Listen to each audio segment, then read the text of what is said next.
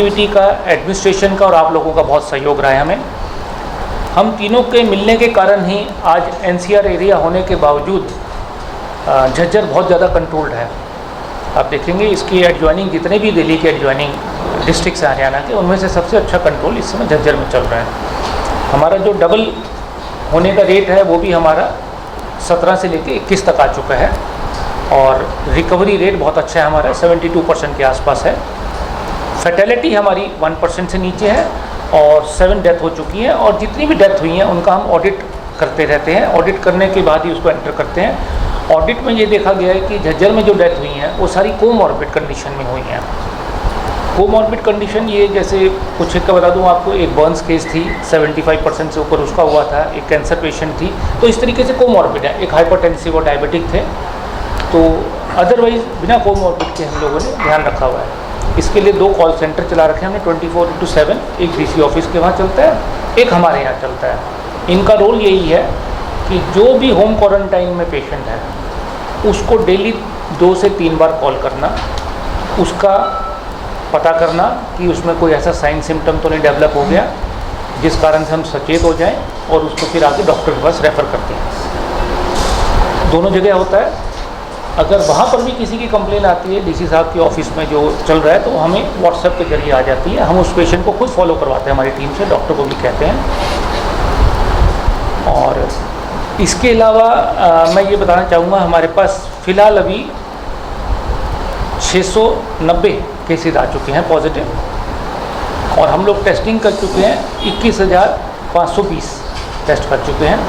दोनों तरीके के टेस्ट कर रहे हैं। एंटीजन कार्ड टेस्ट भी हैं जिनमें हम 15 मिनट से आधे घंटे के अंदर रिपोर्ट दे देते हैं। दूसरा हमारा गोल्ड स्टैंडर्ड RT-PCR टेस्ट भी है और उसकी रिपोर्ट हमारी खानपुर से आती है। दोनों तरीके की टेस्टिंग हम लोग कर रहे हैं। इसके अलावा आप हमारी सैंपल की पॉजिटिविटी रेट देखें तो वो भी बहुत अच्छी है, 3.1% पे आ चुकी है, जो हमारी पहले 5% होती थी। और इसके अलावा आप कुछ लोग पूछना चाहें, मैं आप लोगों को धन्यवाद जरूर करूंगा। उससे पहले आप लोग को पूछें कि देखो, मीडिया का बहुत बड़ा सहयोग रहता है। हम लोग, हमारे वर्कर्स, हमारे पैम्फलेट्स, हमारे बैनर्स जो संदेश लोगों तक पहुंचाने जाते हैं, उस संदेश को उससे भी बेहतरीन तरीके में आप लोगों तक पहुंचाते हैं। तो यही अनुरोध करूंगा एक बार आप लोगों से फिर कि जैसा कि सरकार चाहती है, लोगों में अवेयरनेस जरूर कराएं, 6 फीट की दूरी रखें, मास्क पहने, हाथ को 40 सेकंड के लिए या तो साबुन से साफ़ करें या सैनिटाइज़र का प्रयोग जरूर करें।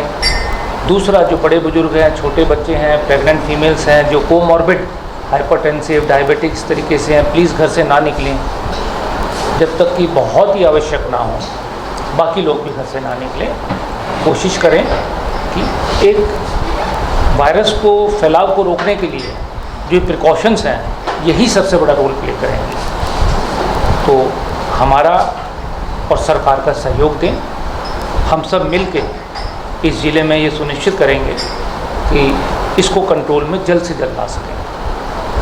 डॉक्टर साहब, शुरुआती दौर में जब पॉजिटिव केस आए थे तो रैंडम सैंपल जो हुए थे उसके बाद वो ग्राफ निकल के आया था और सबसे बड़ा कारण दिल्ली से जो लोग अपडाउन कर रहे हैं, तो अभी भी अब तो अनलॉक में भी दिल्ली के काफ़ी अपडाउन हो रहा है, तो उन दिशा में कुछ काम चल रहा है क्या? हाँ जी, लोगों की सैम्पलिंग हो रही है? हाँ जी, रैंडम सैम्पलिंग चल रही है और इसमें आप लोगों में से बहुतों का सहयोग बहुत रहा है हमें, क्योंकि अभी जैसे मंडी में हम लोगों ने कराई थी, कुछ एक बहादुरगढ़ में इंडस्ट्रियल बेल्ट्स हैं जहाँ पे हम लोगों ने कराई है। हम लोगों ने अपने पुणे दोनों हॉस्पिटल्स करा लिए हैं, प्राइवेट डॉक्टर्स और उनके स्टाफ को सबको हम लोगों ने करवाया है। अब हमने बार्बर एसोसिएशन से बात करी है, हम उनका करना चाहते हैं, प्लस मार्केट कमेटी, तहसील, जहाँ भी पब्लिक से कांटेक्ट है हम सब का कर रहे हैं।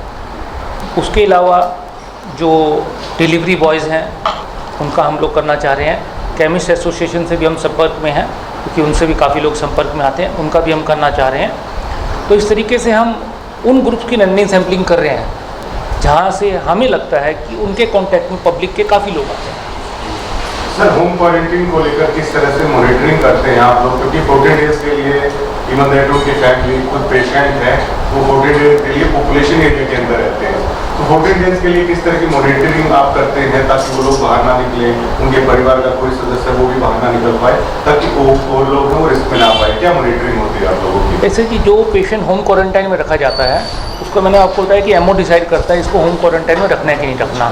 वो ये देखता है उसके घर में उसके लिए separate room, latrine bathroom available है कि नहीं है, कोई उसको केयर गिवर है कि नहीं है, प्लस फिर उनको सारी जो हम तो हेल्थ पॉइंट ऑफ व्यू से आपको बता सकता हूँ, उनको वो सारी चीज़ें बताई जाती हैं उसे केयर गिवर को और पेशेंट को, जो जो प्रिकॉशंस रखने हैं उन्होंने, ताकि ये ना हो कि अपने घर में स्प्रेड कर दे वो। उसके बाद हम लोग एडमिनिस्ट्रेशन के साथ मिल के कंटेनमेंट जोन बनाते हैं, जो हम डीसी साहब को भेजते हैं और वहाँ से डिसाइड होकर आता है कि इतना कंटेनमेंट जोन बनाया जाए। उसमें पुलिस का रोल होता है, एडमिनिस्ट्रेशन का रोल होता है, खाना पहुँचाना है किस तरीके से, सब्जी वाला, दूध वाला, ये तहसीलदार, DRO या कमेटी, इनका रोल होता है, गार्बेज कैसे कलेक्ट करना है वहाँ का। तो हम उसमें से एक पार्ट हैं, प्लस हम जो भी होम क्वारंटाइन पेशेंट होता है इसको टीम्स विजिट भी करती रहती हैं फ्रीक्वेंटली, प्लस हम अपने कॉल सेंटर के थ्रू दिन में 3 या 4 बार कॉल जरूर करवाते हैं ताकि उसकी कंडीशन हमें पता रहे। जैसे ही कहीं भी हमें पता लगता है कि कंडीशन में कोई भी डिटेरियोरेशन है, अगर मान लीजिए उसको बुखार भी हो गया हल्का या कोई खांसी जुकाम बता रहा है, इमीडिएटली हम डॉक्टर को मैसेज करते हैं, वो अपनी टीम के साथ जाकर उनको इंस्पेक्ट करता है कि अभी यहाँ रखने के लायक है या हम इसको DCC सेंटर में रेफ़र करें। पेशेंट है तो वो रोहतक एडमिट थे, 10-15 दिन के बाद वो आगे गए। अब तक वो पहरा लगा हुआ है, चैन बंधी हुई है, उनके पास ना कोई कॉल है ना कोई मेडिकल स्टाफ जा रहा है।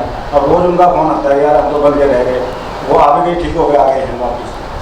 लेकिन 17 डेज़ का होता है जी, 10 दिन हॉस्पिटल, 7 दिन उसके बाद घर में रहना होता है। 19 दिन हो गए। तो अच्छा, अगर उनको 19 दिन हो गए होंगे ना, तो देखो जो आप कंटेनमेंट जोन बता रहे हैं, कंटेनमेंट जोन में ये होता है कि अगर उसमें 200 घर ले रखे हैं, वो ठीक हो गए तो हो सकता है वो 199 घर वाले में कोई केस आ गया हो, उस कारण से उसको एक्सटेंड करा जाता है हमेशा।